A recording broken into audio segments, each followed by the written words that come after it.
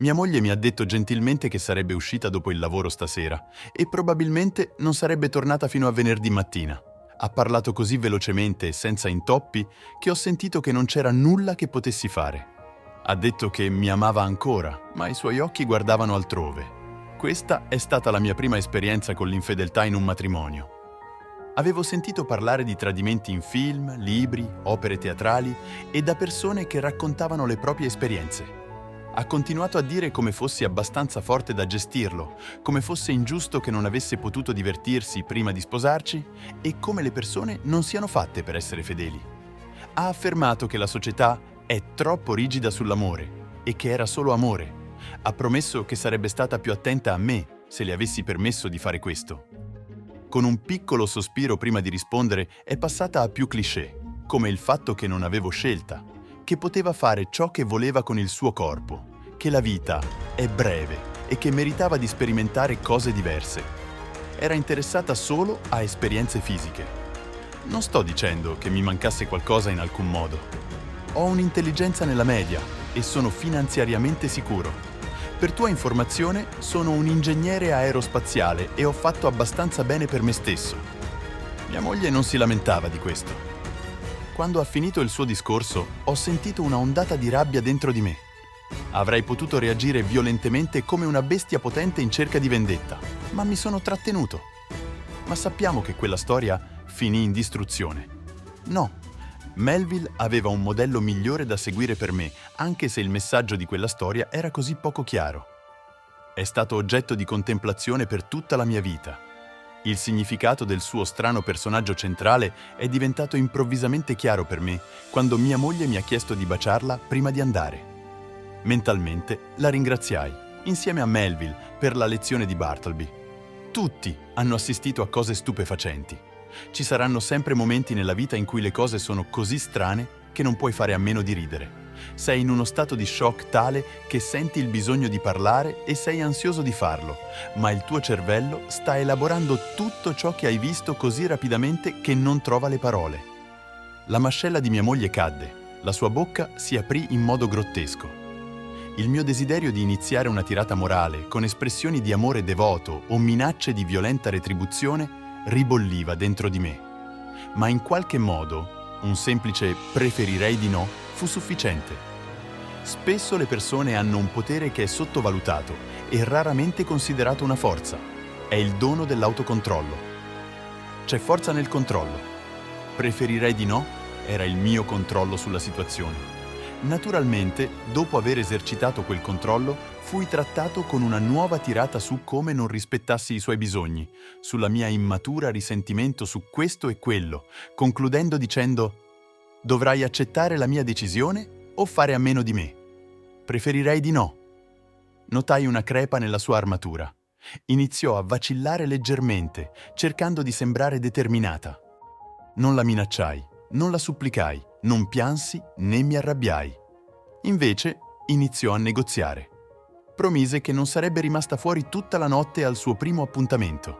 Invece sarebbe tornata a casa e mi avrebbe detto quanto mi amava, permettendomi di avere di nuovo il suo corpo. Non volevo quello. Quella fu la goccia che fece traboccare il vaso.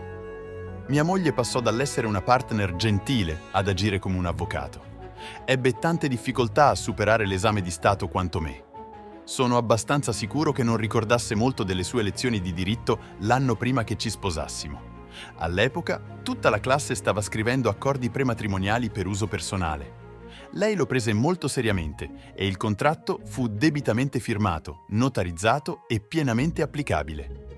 Quando iniziò la sua prossima tirata su come, se avessi voluto il divorzio, avrebbe preso la mia casa, il mio conto in banca e persino il mio fondo fiduciario, finendo per vivere nella mia casa, nel mio letto, dormendo con chiunque volesse e quando voleva, e io l'avrei pagata, avevo una semplice risposta: preferirei di no. E lei non tornò quella notte per poter reclamare il suo corpo. Non tornò sabato pomeriggio o sabato notte. Il sole stava appena tramontando domenica sera quando si trascinò in casa, sembrando come se un animale selvatico l'avesse appena spinta sugli scogli. Gettò la sua borsa sul patio della nostra casa accanto al grill, dove avevo una bella bistecca ribeye che sfrigolava. Non mi presi nemmeno la briga di guardare nella sua direzione. Immagino che ora preferiresti non baciarmi, vero? Ero occupato a mettere la marinata sulla carne che cuoceva e a girare il mais. Puoi cucinarmene uno di quelli? Chiese. Preferirei di no, risposi. Avrei dovuto aspettarmelo. Dirai mai qualcosa oltre a preferirei di no? Sta diventando vecchio in fretta. Mi girai verso di lei, pronto a rispondere, ma parlò per prima. No, non parlarne. Sono stanca. È meglio se non lo fai. Questa è la punizione. Sarà una lunga notte perché dobbiamo parlare e tu devi dire qualcosa. Niente, è davvero tutto qui. Intendi chiedere il divorzio?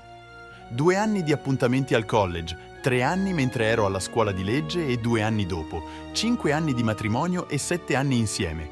E getterai tutto questo via in 2 weekend mentre io guardo in un'altra direzione? Ne avevo bisogno. Mi stava consumando da anni. Pensavo fosse tutto a posto quando ti ho sposato. Ti amo e ti amerò per sempre, ma non potevo stare vicino a un altro uomo senza chiedermi quanto fosse bravo a letto, chiedendomi come ci si sentisse a essere presa invece che amata. Avevo bisogno di sentire e capire le differenze, di essere la ragazza sulla copertina di una storia d'amore dove il rude cowboy fa ciò che vuole con lei, o dove il signore del maniero esercita i suoi diritti su di me, umile ragazza di campagna.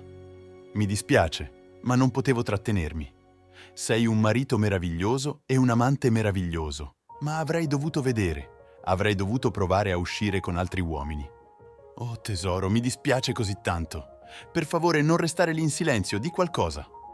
Misi la bistecca e il mais su un panino tostato con una pesca grigliata sopra e finalmente guardai mia moglie da quando era tornata. Preferirei di no, dissi. No tesoro, non fare così. Urlami contro, minacciami, colpiscimi, ma non ignorarmi. So di aver sbagliato e mi dispiace. Farei qualsiasi cosa per te, riprendimi solo. Preferirei di no. Le cose si fecero intense dopo di ciò. No, non le grigliai una bistecca, ma pensai di bruciarle qualcosa. Nei giorni che seguirono cercò di parlare, ma ogni volta che mi chiedeva qualcosa, rispondevo tranquillamente e con cortesia. Preferirei di no. Mi chiese cosa avrei preferito fare allora, a cui semplicemente scrollai le spalle. Non lasciai la stanza se cercava di parlarmi. Non le chiesi cosa fosse successo. Si poteva dire che era disperata di ottenere il mio favore. Il venerdì successivo tornò a casa un po' tardi. Parlò a raffica di un happy hour con i suoi colleghi, dove aveva solo bevuto e riso. Poi notò che non c'era nulla sul tavolo e che mi ero vestito per uscire di casa. Cosa sta succedendo? Stiamo andando da qualche parte? Aspetta, non mi stai portando con te, vero? È davvero questa la mia punizione? Stai tornando da me? Scossi la testa e le diedi la solita risposta. Preferirei di no. E poi me ne andai. Andai a cena con i miei genitori, che erano in visita per il fine settimana. Li ospitai all'Hilton vicino al fiume perché non volevo coinvolgerli nei nostri problemi a casa. Sapevano già tutto ed erano felici di godersi una bella serata con una cena in crociera sul fiume. Tornai a casa alle 10:30 di sera, in ottima forma, solo per trovare mia moglie in lacrime. Andai a letto senza dire molto. La mattina successiva mi svegliai con l'odore della colazione che aveva preparato. Questa volta non mi interrogò prima di parlare. La scorsa notte è stata terribile. Sei uscito senza di me e sono rimasta sola a casa. Non riuscivo a smettere di pensare a te in città con un'altra donna. Mi sono sentita così male. Ora capisco come devi esserti sentito quando sono stata via tutto il weekend. Se ti faccio una domanda, mi risponderai onestamente? Eri con un'altra donna? Considerando che ho frequentato entrambi i miei genitori e che mia madre è decisamente una donna, risposi onestamente: sì. Il suo viso rifletteva emozioni contrastanti. Ora sapeva che ero uscito con un'altra donna la notte precedente e questo riempì la sua mente di ansia. D'altra parte, avevo detto qualcos'altro, qualcosa di nuovo. Era una buona conversazione. Mangiai la colazione e, dopo aver preso le mie mazze da golf, uscii. Giocammo a golf, mio padre ed io. Aveva sui 40 anni, ma colpiva come se fosse al suo apice. Una volta mio padre vinse un premio per il servizio comunitario per aver allenato le Olimpiadi speciali a livello locale per molti anni e poi servì come direttore della squadra statale. Durante la partita parlammo di tutto tranne che del mio matrimonio. Tornai a casa giusto in tempo per fare una doccia e vestirmi per la cena. Mia moglie decise di avvicinarsi mentre scendevo le scale e mi dirigevo verso il garage. Mi vide indossare il mio smoking e di nuovo provai un piacere speciale nel vedere le sue tonsille mentre la sua mascella cadeva aperta. Deve essere davvero speciale per meritare una serata degna di uno smoking. Annuii. Tesoro, quella notte sono uscita di casa nostra con l'intenzione di tradirti, ma non l'ho fatto. L'universo era dalla tua parte. Ha reso chiaro che ero destinata a stare con te e solo con te. Per favore, perdonami, lascia che sia ancora tua moglie. Dimentichiamo ciò che ho fatto e torniamo alla nostra vita felice, per favore. I suoi occhi si riempirono di lacrime e mi dispiacque per lei, ma non sentivo amore. Guardai nei suoi occhi, gli occhi della donna che avevo amato per così tanto tempo, e le diedi la mia risposta. Avrei preferito di no. Alla fine non le dissi che l'altra donna che stavo frequentando era mia madre. Non dissi se credevo alla sua triste storia su come i suoi sogni fossero andati in frantumi quel weekend. Le dissi che l'amavo, perché non ero sicuro se lo facessi davvero. Non dissi altro. Lei non si arrese con me. Cercò di riconquistare il mio cuore mentre la evitavo viaggiando per lavoro o restando in città dopo lunghe giornate. Annuii o scossi la testa in risposta alle sue domande. Non dissi altro. Avevo un'altra stanza dove dormivo. Mangiavo con lei in diverse occasioni, ma alla fine si stancò della lotta. Non divorziammo mai, ma si trasferì in un altro posto. Non voglio dire che questa sia la fine proprio ora, ma immagino che lo sarà alla fine. Seconda storia. Lo scorso giugno ricordo chiaramente che mi inviò accidentalmente una foto di lui con una ragazza che non conoscevo. Quando chiesi chi fosse, disse che era sua cugina e cancellò rapidamente la foto. Dissi semplicemente: «Oh, va bene». So di essere stata sciocca a credergli, ma dato che si comportò normalmente dopo, pensai che stesse dicendo la verità.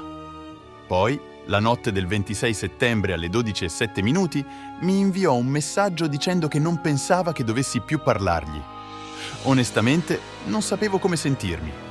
Era sorprendente, ma non sorprendente allo stesso tempo, perché era stato distante per un po'.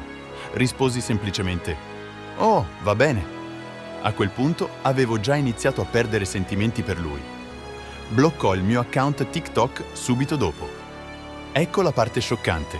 Circa mezz'ora dopo aver inviato quel messaggio, pubblicò un video di se stesso con una nuova fidanzata. Era la stessa ragazza che aveva affermato essere sua cugina a giugno.